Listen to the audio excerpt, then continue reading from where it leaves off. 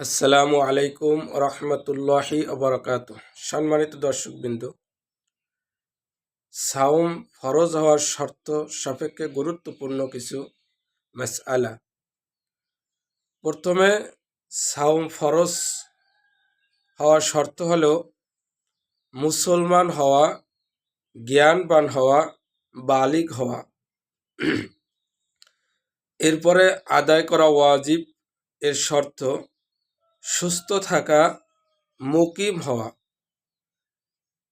এবং সহি হওয়ার শর্ত হলো নিয়াত করা, মহিলা হায়েস ও নিফাস মুক্ত থাকা।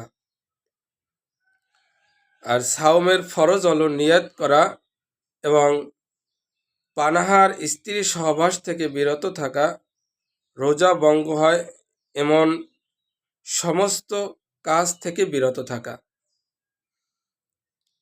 এখানে গুরুত্বপূর্ণ একটি মাসালা হলো, যদি কোনো ব্যক্তি কঠিন অসুস্থ অবস্থায় থাকেন, তাহলে তার জন্য একজন গরিব অথবা এতিম অসহায় মানুষকে 2 বেলা পরিপূর্ণভাবে তাকে খাওয়ানো, এটা একজন অসুস্থ মানুষের জন্য সাওমের কাফারাত আদায় হয়ে যাবে।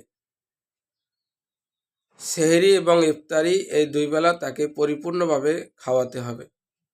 যদি কোনো ব্যক্তি কঠিন অসুস্থ থাকে, যে রোজা রাখতে পারবে না বা এমন অসুস্থ রোজা রাখার মতো তার কোনো হুঁশ জ্ঞান নাই, এই ব্যক্তির জন্য সাওমের কাফারা হলো একজন গরিব অথবা অসহায় মানুষকে 2 বেলা পেট পরিপূর্ণভাবে খাওয়ানো, সেহরি এবং ইফতারি।